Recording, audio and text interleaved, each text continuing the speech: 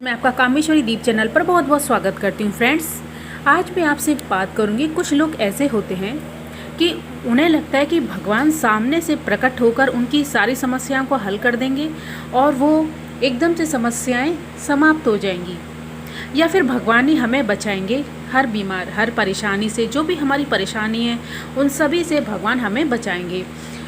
तो फ्रेंड्स, ये हमारी सबसे बड़ी गलतफहमी होती है कि भगवान सामने से हमें बचाएंगे, बल्कि भगवान तो हमेशा हमारे साथ रहते हैं और हमारे अंदर ही होते हैं, बस हम उन्हें पहचान नहीं पाते।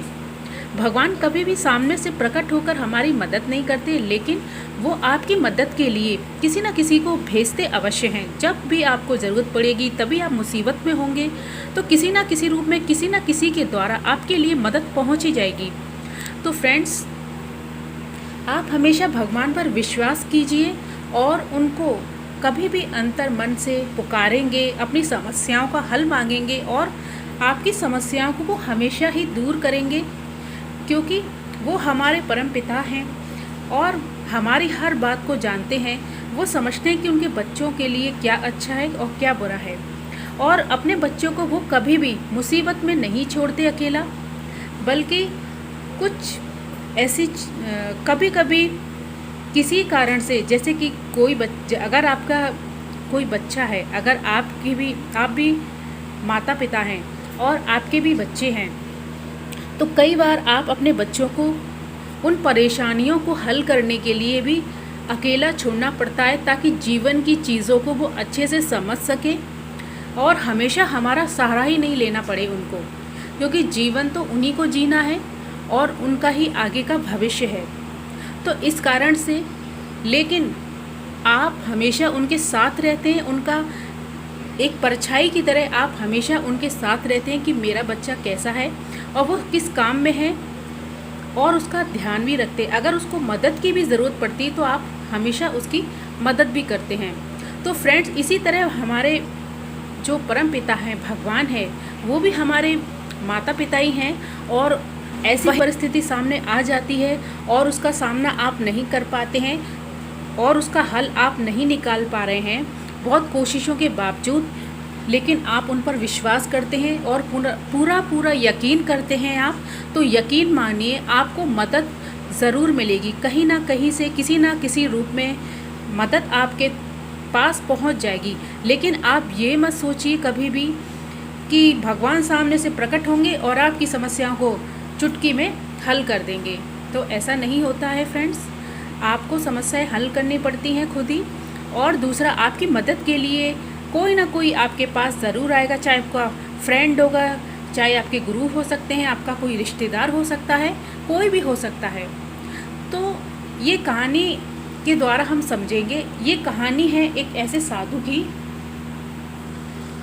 कि उसको यकीन था कि भगवान उसे बचाएगा मुसीबत के वक्त में।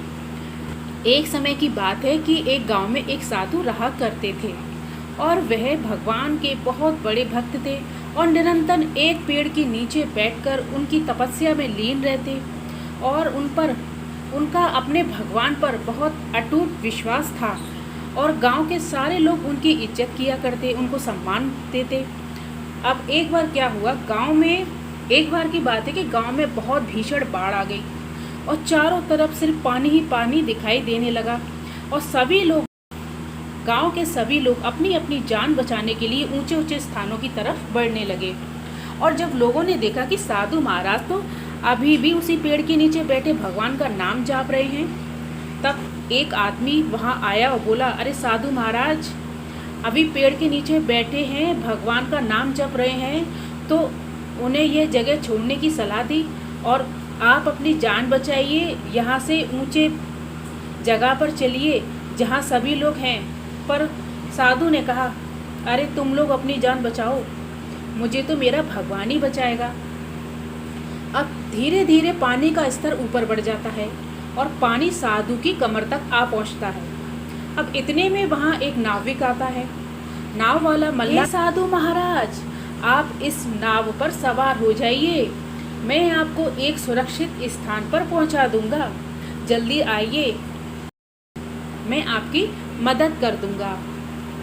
अरे साधु महाराज कहते हैं, अरे नहीं नहीं, मुझे तुम्हारी मदद की कोई आवश्यकता नहीं, मुझे तो मेरा भगवान ही बचाएगा।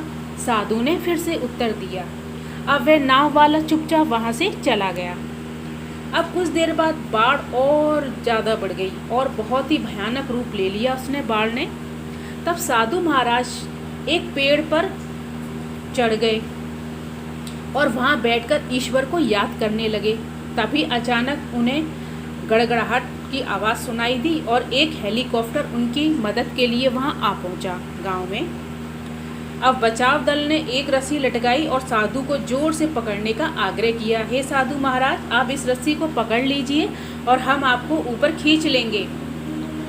अब उनकी हट के आगे तो उनका बचाव दल भी उन्हें लिए बगैर ही जाना पड़ा। उन्होंने वहाँ से भी जाने से इनकार कर दिया और वहीं पेड़ पर वो लटक गए और बाढ़ तेज आई और पानी में बहकर उनकी मृत्यु हो गई।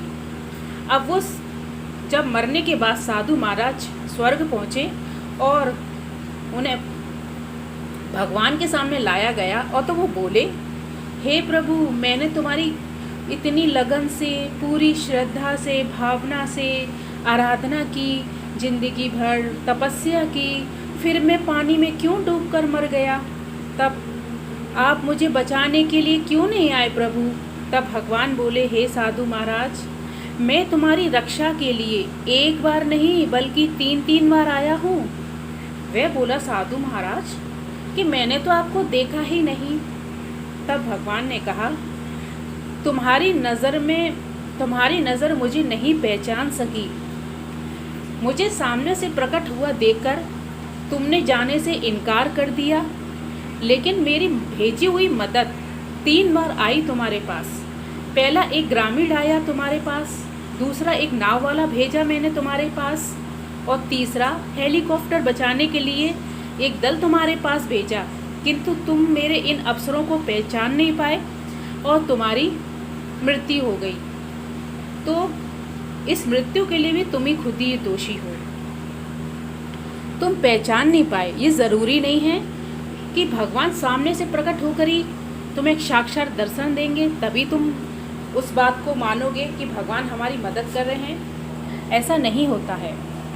अब साधु महाराज की बात समझ में आ गई, तो इसी तरह आप भी साधु महाराज की तरह आप भी भगवान के भरोसे ही ना बैठे रहें कभी भी, और आप सिर्फ अपना काम करते रहिए। भगवान किसी न किसी रूप में आपकी ज़रूरत के समय हमेशा मदद करेंगे।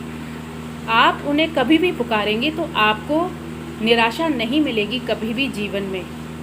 हमेशा भगवान हमारे साथ रहते हैं, हमारे पास रहते हैं और हमें बहुत प्यार भी करते हैं वो।